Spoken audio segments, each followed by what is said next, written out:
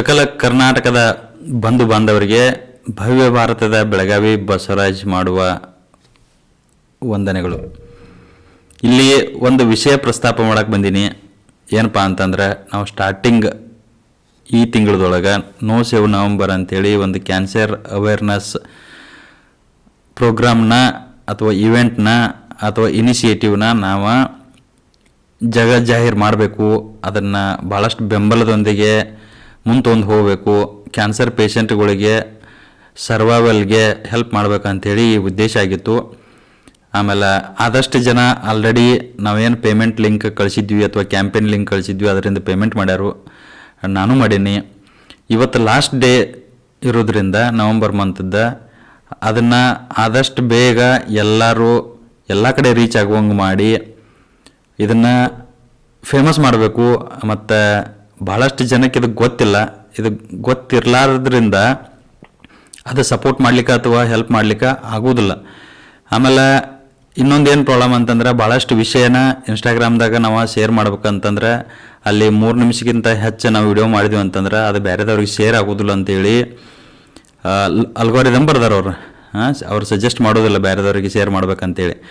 ಅದಕ್ಕೆ ಇನ್ನೊಂದು ಸಮಸ್ಯೆ ಏನಂತಂದ್ರೆ, ಇದನ್ನು ನಾವು ಲೈಕ್, ಕಮೆಂಟ್, ಶೇರ್, ರೀಪೋಸ್ಟ್ ಮಾಡಿ ಎಲ್ಲ ಕಡೆ ರೀಚ್ ಮಾಡುವಂಥ ಕರ್ತವ್ಯ ನಿರತವಾಗಿ ಮಾಡಿದ್ರೆ ಮಾತ್ರ ಇದು ಸಾಧ್ಯ ಐತಿ. ಆಮೇಲೆ ಇದು ನನ್ನ ಒಬ್ಬನಿಂದನೂ ಆಗುವಂಥದ್ದಲ್ಲ, ನಿಮ್ಮೆಲ್ಲರ ಸಪೋರ್ಟ್ ಬೇಕಾಗ್ತೈತಿ. ನಿಮ್ಮೆಲ್ಲರ ದಿವಸ ಒಂದಿಷ್ಟು ಕಾಂಟ್ರಿಬ್ಯೂಷನ್ ಅಂದರೆ ಟೈಮ್ ಬೇಕಾಗ್ತೈತಿ. ಇದು ಭಾಳಷ್ಟು ಜನಕ್ಕೆ ಹೇಳ್ಕೋಬೇಕಾಗಿರೋ ಪರಿಸ್ಥಿತಿ ಐತಿ.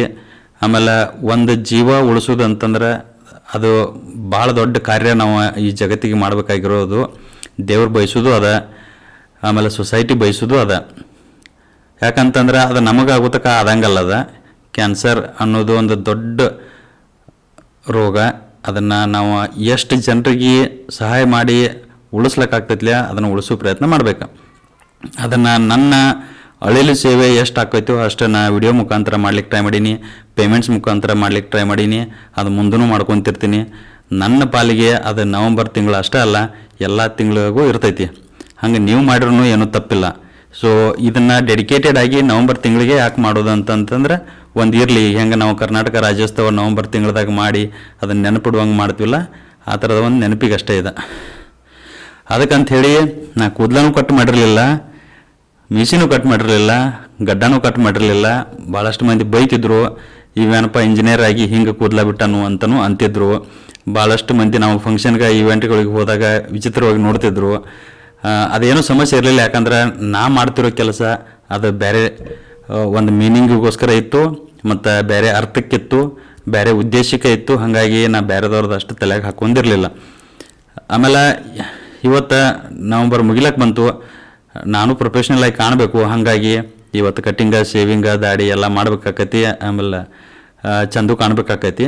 ಬಟ್ ಈ ಮಹತ್ ಕಾರ್ಯ ಏನೈತಿಲ್ಲ, ಇದನ್ನು ನಾವು ಕಂಟಿನ್ಯೂ ಮಾಡೋಣ ಅಂತ ರಿಕ್ವೆಸ್ಟ್ ಮಾಡ್ಕೋತನು. ಇದು ಬರೀ ಆಟಕ್ಕುಂಟು ಲೆಕ್ಕಕ್ಕಿಲ್ಲ, ಈ ಥರದ್ದು ಆಗೋದು ಬೇಡ.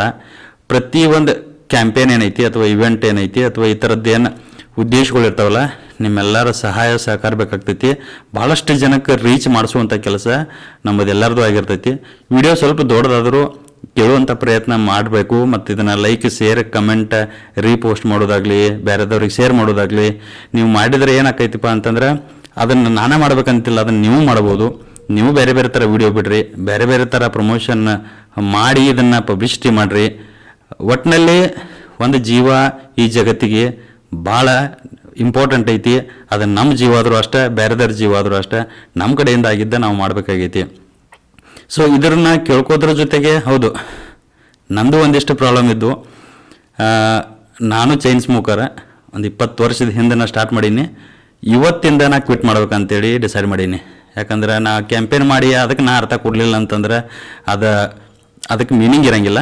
ಹೌದು, ನನ್ನ ಬ್ಯಾಡ್ ಹ್ಯಾಬಿಟ್ ಕೂಡ, ನನ್ನ ಡಿಸ್ಟ್ರಾಕ್ಷನ್ ಕೂಡ ಅದ್ರ ಮೇಲೆ ಆಗ್ತಿರೋದ್ರಿಂದ ಅದು ನನಗೂ ಮುಂದೊಂದು ದಿವಸ ಪರಿಣಾಮ ಆಗೋದ್ರಿಂದ, ನನ್ನ ನೋಡಿ ಬೇರೆದವ್ರು ಮೋಟಿವೇಟ್ ಆಗೋದ್ರಿಂದ ಅದು ನನ್ನಿಂದನೇ ಸ್ಟಾಪ್ ಆಗಲಿ ಅಂತೇಳಿ ನಾ ಇವತ್ತಿಂದನೇ ಸ್ಟಾಪ್ ಮಾಡ್ಲತ್ತೀನಿ, ಈ ಕ್ಷಣದಿಂದನೇ ಸ್ಟಾಪ್ ಮಾಡ್ಲತ್ತೀನಿ. ಹಂಗೆ ನೀವು ಯಾರಾದರೂ ಸಿಗರೇಟ್ ಸೇತಿದ್ರಿ, ತಂಬಾಕು ತಿಂತಿದ್ರಿ, ಗುಟ್ಕಾ ತಿಂತಿದ್ರಿ ಅಂತಂದ್ರೆ ನೀವು ಬಿಡ್ರಿ, ನಿಮ್ಮ ಜೊತೆಗಿದ್ದವ್ರನ್ನೂ ಬಿಡಿಸ್ರಿ. ಆಮೇಲೆ ಕ್ಯಾನ್ಸರ್ ತಡೆಗಟ್ಟಬೇಕಾಗೈತಿ. ಅದು ಯಾವ ಕಾಲದಾಗೂ ಬರ್ಬೋದು, ಯಾವ ಟೈಮ್ದಾಗೂ ಬರ್ಬೋದು. ಆದಷ್ಟು ನಮ್ಮ ಕೈಯಾಗಿ ಇರಲಿ. ಯಾಕಂದ್ರೆ ಒಂದು ಸರಿ ನಾ ದವಾಖಾನೆಗೆ ಹೋಗೀನಿ, ಕೆಮ್ಮು ಹತ್ತಿತ್ತು. ಆಮೇಲೆ ಆ ಡಾಕ್ಟ್ರ್ ಏನು ಹೇಳಿದ್ರು, ಕೆಮ್ಮು ಯಾಕೆ ಕಮ್ಮಿ ಆಗೋತ್ತು, ನಾ ಈ ಲೆವೆಲ್ಗೆ ಇಂಜೆಕ್ಷನ್ ಕೊಟ್ಟೀನಿ, ಈ ಥರ ಗುಳಿಗೆ ಕೊಟ್ಟೀನಿ, ಆದರೂ ನೀ ಕಮ್ಮಿ ಆಗಿಲ್ಲ ಅಂತಂದರೆ ಏನೋ ಬೇರೆ ಐತಿ, ನೀ ಸಿಗರೇಟ್ ಹೊಡಿತೀನಿ ಅಂತ ಕೇಳಿದ್ರು ಅವರು. ಹೌದು ಸರ್, ನಾ ಸಿಗರೇಟ್ ಹೊಡಿತೀನಿ ರೀ. ಹಂಗಂದ್ರೆ ಕಮ್ಮಿ ಮಾಡ್ಕೋಬೇಕಂತಂದ್ರೆ ನೀವು ಬಿಡ್ಬೇಕಾಗ್ತೈತಿ ಅಂತಂದರು.